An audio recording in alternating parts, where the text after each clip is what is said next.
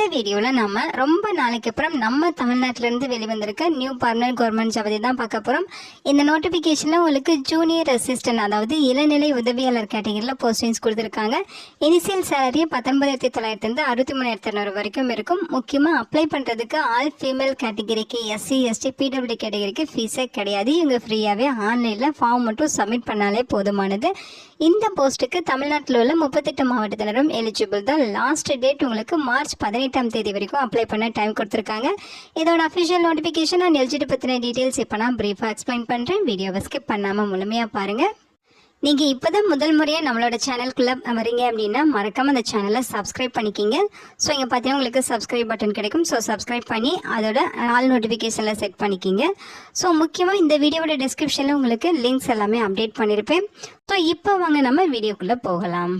இதுதான் பார்த்தீங்கன்னா இந்த ஜாபுக்கான அஃபிஷியல் நோட்டிஃபிகேஷன். ஸோ அந்த நோட்டிஃபிகேஷன் உங்களுக்கு எங்கேருந்து கொடுத்துருக்காங்கன்னு பார்த்தீங்கன்னா CSIRலேருந்து சென்ட்ரல் எலக்ட்ரோகெமிக்கல் ரிசர்ச் இன்ஸ்டியூட் இந்த நோட்டிஃபிகேஷன் கொடுத்துருக்காங்க. ஸோ உங்களுக்கு பர்மனன்ட் போஸ்டிங் தான் கொடுத்துருக்காங்க. இது பார்த்தீங்கன்னா ministry of science and technology department கீழே வரும் அப்படிங்கிற மாதிரி சொல்லியிருக்காங்க. ஸோ இந்த போஸ்ட்டுக்கு நீங்கள் பிப்ரவரி 17ஆம் தேதியிலேருந்து மார்ச் 18ஆம் தேதி ஈவினிங் 5:30 மணி வரைக்கும் ஆன்லைனில் அப்ளை பண்ணிக்கலாம். உங்களுக்கு போர்ட்டல் வந்து ஓப்பனில் இருக்கும் அப்படின்னு சொல்லியிருக்காங்க. ஸோ இந்த லிங்க்கில் போயிட்டு தான் நீங்கள் ஆன்லைனில் அப்ளை பண்ணணும். அதோட லிங்க் டீட்டெயில்ஸுமே இங்கே கொடுத்துருக்காங்க. டீட்டெயில்டாக செக் பண்ணிக்கிங்க. முக்கியமாக பார்த்தீங்கன்னா நீங்கள் ஆன்லைனில் அப்ளை பண்ணிவிட்டு அந்த அப்ளிகேஷன் ஃபார்மை பிரிண்ட் அவுட் எடுத்து ஆஃப்லைனில் அப்ளை பண்ணணுமா அப்படிங்கிற கொஸ்டின்ஸ்க்கு இங்கே ஆன்சர் சொல்லிட்டாங்க. ஸோ அது தேவையில்லை, நீங்கள் ஆன்லைனில் மட்டும் அப்ளை பண்ண போதுமானது அப்படின்னு சொல்லியிருக்காங்க. நெக்ஸ்ட்டு பார்த்தீங்கன்னா உங்களுக்கு போஸ்டிங்ஸ் பற்றின டீட்டெயில்ஸ். ஃபஸ்ட்டு உங்களுக்கு ஜூனியர் ஸ்டெனோகிராஃபர் கேட்டகரியில் 2 வேகன்சிஸ் கொடுத்துருக்காங்க. கம்யூனிட்டி வாரியாக பிரேக்கப் கொடுத்துருக்காங்க. சேலரி பார்த்தீங்கன்னா உங்களுக்கு 25,500 81,100 வரைக்கும் பேசிக் பே. இது இல்லாமல் அலவன்சஸ் இருக்கும். ஏஜ் லிமிட் பார்த்தீங்கன்னா ஜூனியர் ஸ்டெனோகிராஃபர் போஸ்ட்டுக்கு 27 வயது வரைக்கும் இருக்கவங்க எலிஜிபிள். அதாவது இது மேக்ஸிமம் ஏஜ் லிமிட். ஸோ 27 வயது வரைக்கும் இருக்கவங்க எலிஜிபிள். நெக்ஸ்ட்டு பார்த்தீங்கன்னா உங்களுக்கு ஜூனியர் செக்ரட்டரியல் அசிஸ்டன்ட் கேட்டகரியில் வேரியஸ் பிரான்ச்சஸில் உங்களுக்கு போஸ்டிங்ஸ் இருக்குது. ஸோ இதில் பார்த்தீங்கன்னா உங்களுக்கு ஜெனரலில் பார்த்தீங்கன்னா 4 வேகன்சிஸ் கொடுத்துருக்காங்க. சேலரி 19,900 63,200 வரைக்கும் இருக்கும். அதே மாதிரி ஃபினான்ஸ் அண்ட் அக்கௌண்ட்ஸில் 2 வேகன்சிஸும், ஸ்டோர்ஸ் அண்ட் பர்ச்சேஸில் 2 வேகன்சிஸ் இருக்குது. சேம் சேலரி தான் 19,900 63,200 வரைக்கும் இருக்கும்.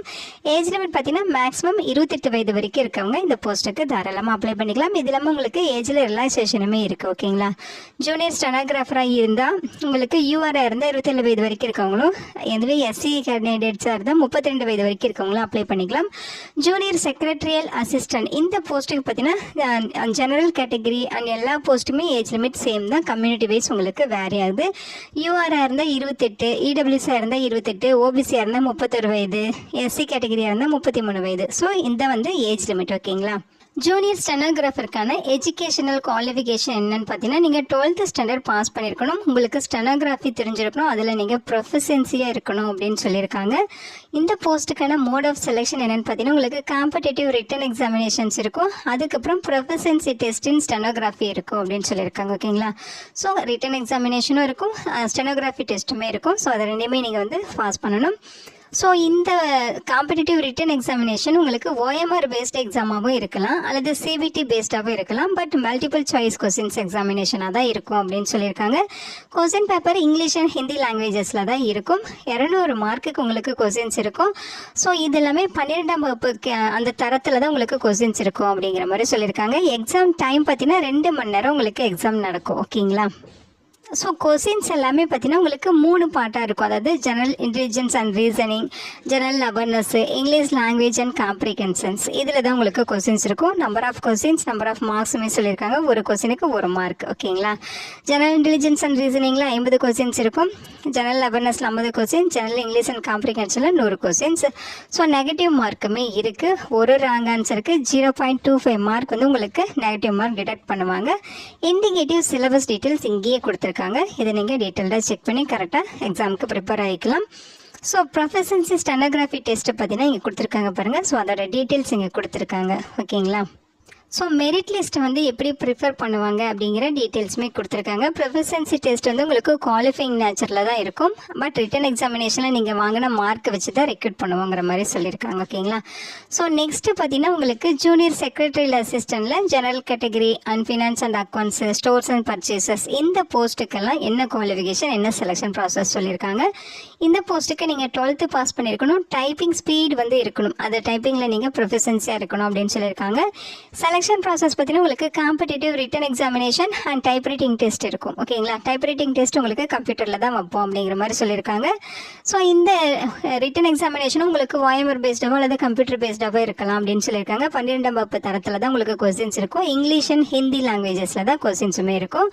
ஸோ அந்த ரிட்டன் எக்ஸாமினேஷன் பார்த்தீங்கன்னா உங்களுக்கு 2 பேப்பராக இருக்கும். பேப்பர் 1, பேப்பர் 2 அப்படின்னு சொல்லியிருக்கும். பேப்பர் 1 வந்து உங்களுக்கு மென்டல் எபிலிட்டி டெஸ்ட் 100 கொஸ்டின்ஸ் இருக்கும். 200 மார்க்குக்கு நடக்கும். நோ நெகட்டிவ் மார்க் அப்படின்னு சொல்லியிருக்காங்க இந்த பேப்பர் 1க்கு மட்டும். ஓகேங்களா. பேப்பர் 2 பார்த்தீங்கன்னா உங்களுக்கு ஜெனரல் அவேர்னஸ் இங்கிலீஷ் லாங்குவேஜஸில் 50-50 கொஸ்டின்ஸ் இருக்கும். 150 மார்க் வந்து சொல்லியிருக்காங்க. இதில் ஒரு ராங் ஆன்சருக்கு ஒரு நெகட்டிவ் மார்க் வந்து ஒரு மார்க் வந்து டிடெக்ட் பண்ணிடுவோம் அப்படிங்கிற மாதிரி சொல்லியிருக்காங்க. ஸோ மற்றவங்களுக்கு கிட்டத்தட்ட ஒரு 2.5 மணி நேரம் எக்ஸாம் நடக்கும் அப்படிங்கிற மாதிரி சொல்லியிருக்காங்க. ஓகேங்களா. ஸோ சிலபஸ் டீட்டெயில்ஸுமே கொடுத்துருக்காங்க. ஸோ ப்ரொஃபஷன்சி டெஸ்ட்டு கம்ப்யூட்டர் டெஸ்ட்டை பற்றின டீட்டெயில்ஸ் 35 வேர்ட்ஸ் பர் மினிட் இங்கிலீஷில் வந்து டைப் பண்ணணும், அல்லது 30 வேர்ட்ஸ் பர் மினிட் ஹிந்தியில் வந்து டைப் பண்ணணும் அப்படிங்கிற மாதிரி சொல்லியிருக்காங்க. ஸோ எப்படி செலக்ட் பண்ணுவோங்கிற டீட்டெயில்ஸுமே கொடுத்துருக்காங்க. டீட்டெயில்டாக செக் பண்ணிக்கிங்க. இங்கே ஜெனரல் இன்ஃபர்மேஷன்ஸ் கொடுத்துருக்காங்க. சேலரி இல்லாமல் உங்களுக்கு என்னென்ன அலவன்சஸ் வந்து அவங்க ப்ரொவைட் பண்ணுவாங்கங்கிற டீட்டெயில்ஸ் இங்கே கொடுத்துருக்காங்க. ஸோ அடுத்து பார்த்தீங்கன்னா இந்தியன் சிட்டிசன்ஸ் எல்லாருமே இந்த போஸ்ட்டுக்கு எலிஜிபிள் தான். ஸோ அதர் கண்டிஷன்ஸ் எல்லாமே கண்டிப்பாக ஒரு தடவை படித்து பார்த்துருங்க. அப்ளை பண்ணுறதுக்கு உங்களுக்கு லாஸ்ட் டேட் மார்ச் 18ஆம் தேதி வரைக்கும் டைம் கொடுத்துருக்காங்க. ஓகேங்களா. இந்த போஸ்ட்டுக்கான ப்ராபஷன் பீரியட் உங்களுக்கு 2 வருடங்கள் சொல்லியிருக்காங்க. ஸோ அதுக்கப்புறம் உங்களுக்கு பர்மனெண்ட் ஆகிடும். ஸோ அந்த 2 வருஷம் ப்ராபஷன் பீரியடில் நீங்கள் எப்படி ஒர்க் பண்ணுறீங்க அப்படிங்கிறத அவங்க வந்து வாட்ச் பண்ணுவாங்க. ஓகேங்களா. ஸோ ஏஜ் லிமிட்டில் ரிலாக்ஸேஷன் பற்றின டீட்டெயில்ஸ் கொடுத்துருக்காங்க. எஸ்சி கேட்டகரிக்கு 5 இயர்ஸ், ஓபிசிக்கு 3 இயர்ஸ், பிடபிள்யூடி கேட்டகரிக்கு 10 இயர்ஸ். அதுவே பிடபிள்யூடி கேட்டகரியில் எஸ்சி கேண்டிடேட்ஸாக இருந்தால் 15 இயர்ஸ், ஓபிசியாக இருந்தால் 13 இயர்ஸ். இந்த மாதிரி ஒவ்வொரு கம்யூனிட்டிக்கு ஏற்ற மாதிரி ஏஜில் ரிலாக்ஸேஷனுமே இருக்கும். Minimum age limit 18 years. ஓகேங்களா. ஸோ இந்த போஸ்ட்டுக்கு எப்படி அப்ளை பண்ணணும் அப்படிங்கிறத இங்கே சொல்லியிருக்காங்க. அவங்க கொடுத்துருக்க அந்த அஃபிஷியல் வெப்சைட்டில் போய்ட்டு பிப்ரவரி 17ஆம் தேதியிலேருந்து மார்ச் 18ஆம் தேதி வரைக்கும் ஆன்லைனில் அப்ளை பண்ணிக்கலாம். ஃபீஸஸை பொறுத்த வரைக்கும் 500 rupees அப்ளிகேஷன் ஃபீஸ் சொல்லியிருக்காங்க. நீங்கள் எஸ்சி, எஸ்டி, பிடபிள்யூடி கேட்டகரி, உமன் கேண்டிடேட்ஸ், எக்ஸ் சர்வீஸ்மேனாக இருந்தால் உங்களுக்கு ஃபீஸ் கிடையாது. நீங்கள் ஃப்ரீயாகவே ஆன்லைனில் ஃபார்ம் மட்டும் சப்மிட் பண்ணால் போதும். மீதி இருக்கவங்க மட்டும் இந்த 500 rupees ஃபீஸ் வந்து பெய்ட் பண்ணோம். அவங்க சொல்லியிருக்க இந்த பேங்க் டீட்டெயில்ஸ்க்கு நீங்கள் ஃபீஸ் பெய்ட் பண்ணுற மாதிரி இருக்கும். ஓகேங்களா. ஸோ நீங்கள் ஆன்லைனில் அப்ளை பண்ணுறப்ப என்னென்ன டாக்குமெண்ட்ஸ் அப்லோட் பண்ணணும் அப்படிங்கிற டீட்டெயில்ஸ் இங்கே கொடுத்துருக்காங்க. ஃபீஸ் பெய்ட் பண்ணதுக்கான ரெசிப்ட் அல்லது சலான் வந்து ஸ்கேன் பண்ணி அப்லோட் பண்ணணும். Passport size colour photograph, signature, அதே மாதிரி உங்களோட எஜுகேஷன் குவாலிஃபிகேஷனுக்கான டீட்டெயில்ஸ். ஸோ நேம் ஏதாவது சேஞ்ச் பண்ணியிருக்கேன்னா அதுக்கான ப்ரூஃபு, அப்புறம் copy of education certificates, mark sheet, so essential குவாலிஃபிகேஷனுக்கான சர்டிஃபிகேட்ஸு, ஸோ இந்த மாதிரி கம்யூனிட்டி சர்டிஃபிகேட்டு. ஸோ அவங்க கேட்டிருக்க இந்த டீட்டெயில்ஸ் எல்லாமே நீங்கள் ஸ்கேன் பண்ணி ரெடியாக வச்சுட்டு அதுக்கப்புறமா நீங்கள் அப்ளை பண்ண பாருங்கள்.